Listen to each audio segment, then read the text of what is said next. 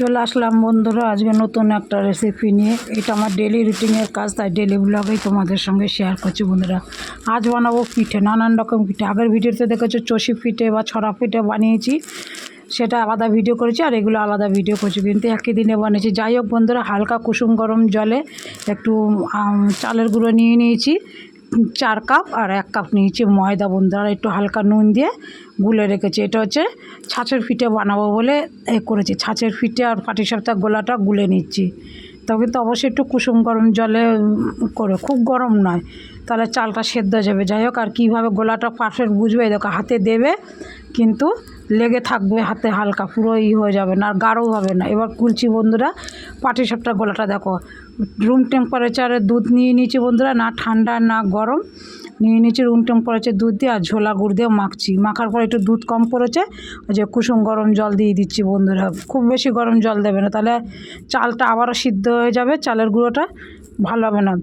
আমি যেভাবে বানালাম বন্ধুরা সেইভাবে একবার বানিয়ে দেখো, খুব সুন্দর একদম। হাত দিয়ে পাটিসাপটা গোলা যদি ভালো হয় না, আর সরা পিঠারে এমনি উঠে যাবে। প্রথমে দেখো একটা চাটুর উপরে এই ফ্রাই প্যানের এইটা বসিয়ে নিচ্ছিলাম সরা পিঠাটা। ওই দেখো কীভাবে বুঝবে, হাতার পেছন দিয়ে করবে, তাহলে একটা দাগ পড়ে যাবে, কিন্তু দুই পাশের চালের গুঁড়োগুলো মিশবে না গোলাটা, তাহলে এবার পারফেক্ট হয়েছে।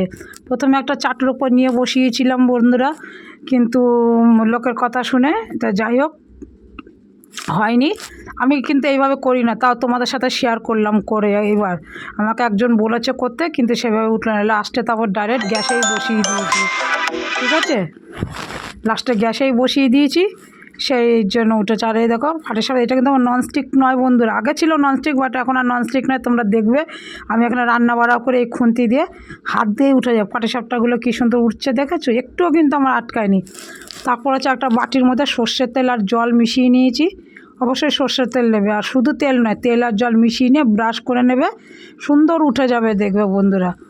তেলে জলে মালিশ করে নিলে পাটিসাপটাগুলো দেখো আমার হাত দিয়েই উঠে যাবে। আর এই দেখো ছড়াকে ওই ছাঁচের পিঠেগুলো কত সুন্দর উঠে যায়। এটা কিন্তু ননস্টিক নয়, লোহার, এমনি কত সুন্দর করে উঠে যাচ্ছে দেখো, দেখতে থাকো।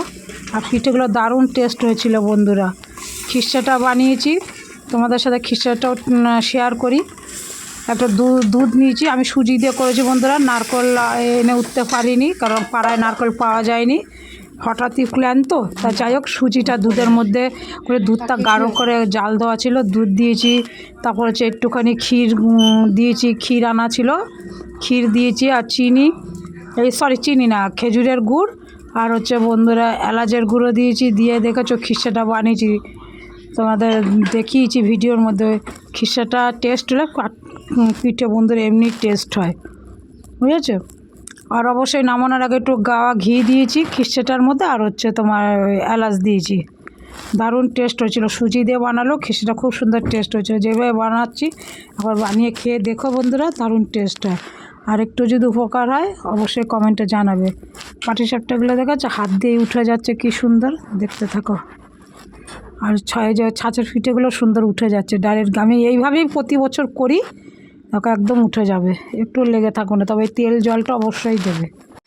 আর বন্ধুরা প্রথমে গ্যাসটাকে বাড়িয়ে দেবে, বাড়িয়ে ফ্রাই প্যানটা গরম করে নেবে, তারপর গোলাটা দেওয়ার পরে গ্যাসটা অবশ্যই কমিয়ে দেবে, দিয়ে ঢেকে দেবে। এইভাবে করবে, সুন্দর উঠে যাবে। একবার একটা দুটোও যদি একটু খারাপ ওঠে, কিন্তু পরে যখন ঠিক টেম্পারেচার ফ্রাই প্যানটা ধরে নেবে, দেখবে সুন্দর উঠে যাবে, কোনো চিন্তা কারণে। যেইভাবে করে একটু চালের গুঁড়োর সাথে একটু ময়দা মিশিয়ে দেবে, ভালো উঠে যাবে। আর তোমার এই ছাঁচের পিঠাটাও তাই, প্রথমে কড়া গরম করে নেবে, ওইটা প্যানটা গরম করার পরে ওই গোলাগুলো দিয়ে গ্যাসটা কমিয়ে দিয়ে ঢেকে দেবে। ঢেকে 2 মিনিট, 1.5 থেকে 2 মিনিট ওয়েট করবে, তারপরে খুলে আস্তে করে চাকু দিয়ে হোক, চামচের গোড়া দিয়ে হোক খুলবে, দেখো সুন্দর উঠে যাবে। এই আমরা কুলিগুলো বানিয়ে নিচ্ছি, দেখো এখানে দাঁড়িয়ে দাঁড়িয়ে বানিয়ে নিই কুলিগুলো।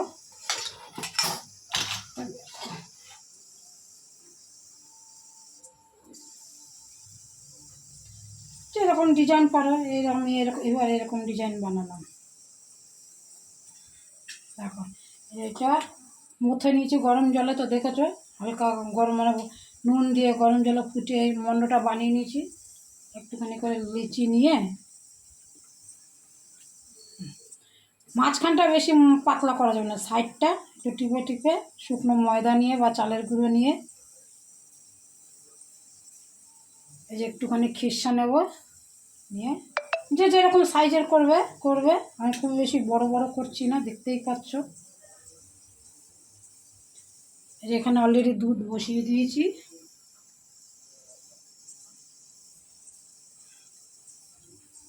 দেখো এরকম মুখটা বেঁধে নিচ্ছি, দুটো ডিজাইন তোমাদের দেখাচ্ছি। এই মুখটা এরকম বেঁধে নিয়ে ভালো করে ডলে নেবে, ডলে নিলে তাহলে আর মুখটা খুলবে না, মানে এই ফাটবে না। যেরকম করে নিয়েছি।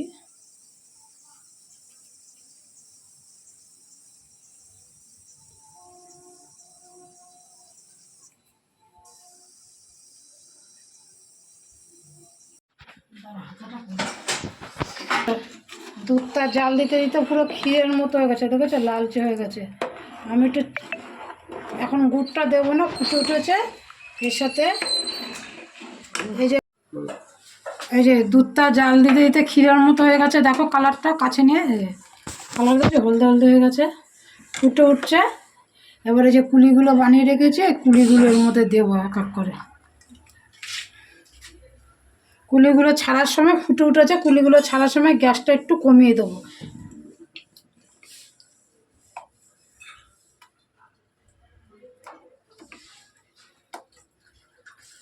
আর আমি নানান ডিজাইনে করেছি, দেখো এই একটা ডিজাইন, এই একটা ডিজাইন, দুটো, এই একটা ডিজাইন, তিনটে। তোমরা তোমাদের মতো ডিজাইন করে নেবে। 4-5টা ডিজাইনের করেছি, সব ছেড়ে দিলাম এক এক করে। এই কুলি পিঠের সাথে আমি কটা ছাঁচের পিঠও এর মধ্যে দিয়ে দেবো একসাথে।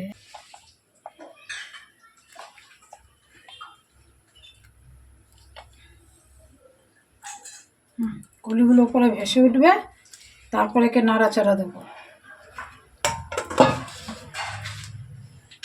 এর সাথে বন্ধুরা এই ছাঁচের পিঠেও কটা দিয়ে দেবো, আর আলাদা করে জাল দেবো না।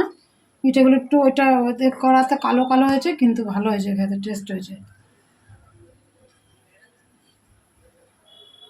এই একই সাথে দিয়ে দেবো। এইটা ফুটে উঠুক একটু, এখন নাড়বো না, একটু ফুটে উঠুক। আচ্ছা বন্ধুরা, ফুটে উঠেছে, কুলিগুলো দেখো ওপরে একটু একটু ভেসে উঠেছে। এটা কাছে দেখা পাবে। একটুখানি হালকা করে নুন দিয়ে দেবো, মিষ্টির ব্যালেন্সটা ঠিকঠাক থাকার জন্য বন্ধুরা একটুখানি এক চুটকি নুন দিয়ে দেবো। এরপরে আস্তে করে না, বেশি নাড়াচাড়ার দরকার নেই। এরপরে দিয়ে দেবো ছাঁচের পিঠেটা, কটা কটা গুড় দিয়ে খাবো, ঝোলা গুড় দিয়ে বন্ধুরা। আর এর মধ্যে কটা ছাঁচের পিঠে দিয়ে দেবো, আর আলাদা করে জাল দেবো না।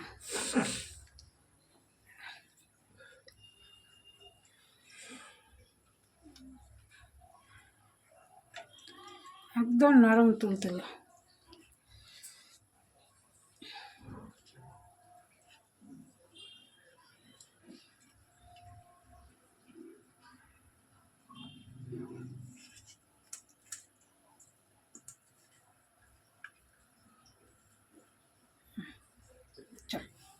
এ কটা থাক, গুড় দিয়ে খাবো, ঝোলা গুড় দিয়ে খেতে খুব ভালো লাগে। দেখ এ কটা ফুটো, গুড়টা এখন দেবো না, যেরকম ওই এই যে চুষি পিঠের সময় দিয়েছি, একটু ঠান্ডা করে তখন দেবো, এখন দেবো না বন্ধুরা। একটু ফুটে উঠুক, কুলিটা সেদ্ধ হোক। দেখো বন্ধুরা, কুলিগুলো সেদ্ধ হয়ে গেছে, ওপরে ভেসে উঠেছে, দেখেছো? তার মানে সেদ্ধ হয়ে গেছে। এবার এলাচের গুঁড়ো আর একটু ঘি দিয়ে দেবো, গাওয়া ঘি অবশ্যই। এগুলো যে সরা পিঠা দিয়েছি, সে কালো কালো ভেসে উঠছে। এখন বন্ধ ছিল। এই যে বন্ধুরা, একটু একটু এলাচের গুঁড়ো দিয়ে দেবো। হচ্ছে এলাচ থাকলে এলাচ থেতো করে দিয়ে দেবে। এই যে একটু এলাচের গুঁড়ো দিয়ে দিলাম। আর গুড়টা একটু ঠান্ডা করে দেবো বন্ধুরা, যদি কেটে যায়, বুঝেছো? আর একটু ঘি দিয়ে দেবো।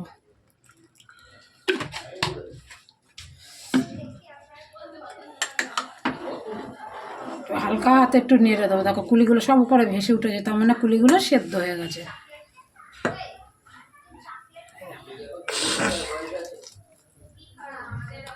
দারুণ সেন্ট উঠেছে। যেভাবে বানালাম বন্ধুরা, একবার বানিয়ে খেয়ে দেখো। পুলি পিঠেও পাটিসাপটাও খিসাটা বিশেষ করে। চলো ঠান্ডা হলে তারপর দেখাবো। হয়ে গেছে, বন্ধ করে দিলাম। একটু ঠান্ডা হলে গুড়টা মেশাবো।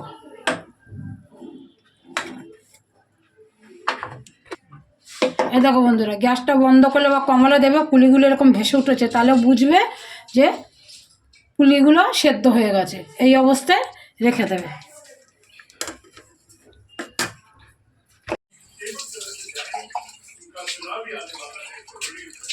দেখো বন্ধু, একটু একটু ঠান্ডা হয়ে গেছে। এই অবস্থাতে গুড়টা দিয়ে দেবো। বুঝেছো, ঝোলা গুড় তো একটু গরম থাকতে দিলেই মিশে যাবে। এতে গুড়টা কাটার কোনো, দুধটা কাটার কোনো চান্স নেই।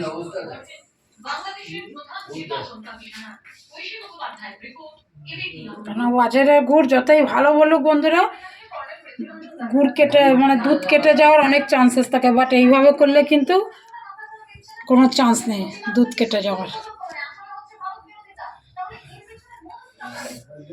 একটু ভালো করে গরম অবস্থাতেই নেড়ে দিতে হবে।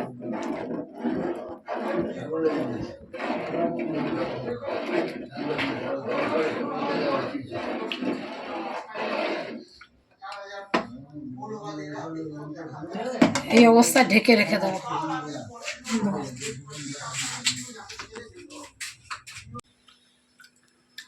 দেখো বন্ধুরা, কত পাতলা নামিয়েছিলাম, কত গাঢ় হয়ে গেছে, দেখেছো? দেখো কতটা নরম হয়েছে, তোমাদের ভেঙেও দেখাচ্ছি। একসাথে কুলি পিঠেও দিয়ে দিয়েছি, দেখো পিঠেগুলো ভেঙে গেছে পর্যন্ত, একদম নরম। এই দেখো একদম নরম হয়েছে। এই কুলিটাও ভেঙে দেখাচ্ছি।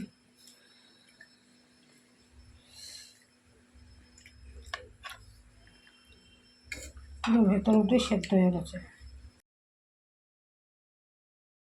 বানিয়ে খাবে বন্ধুরা।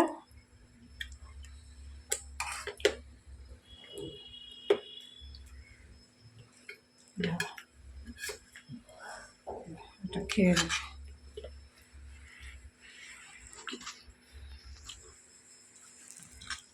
দারুণ টেস্ট হচ্ছে কুলি পিঠে। এই পুলি পিঠে পাটিসাপটায় যদি খিসাটা ভালো হয়, টেস্ট হয়, তাহলে পিঠে এমনি টেস্ট হবে। দারুণ হয়েছে। তো কাকুকে বললাম টেস্ট করতে বন্ধুরা, বললো সবসময় তো আমিই করি, এবার তুমি করো। সত্যি খুব সুন্দর হয়েছে বন্ধুরা, অসাধারণ হয়েছে টেস্টটা। বানিয়ে খাবে বন্ধুরা, ঠিক আছে? বুঝেছিস?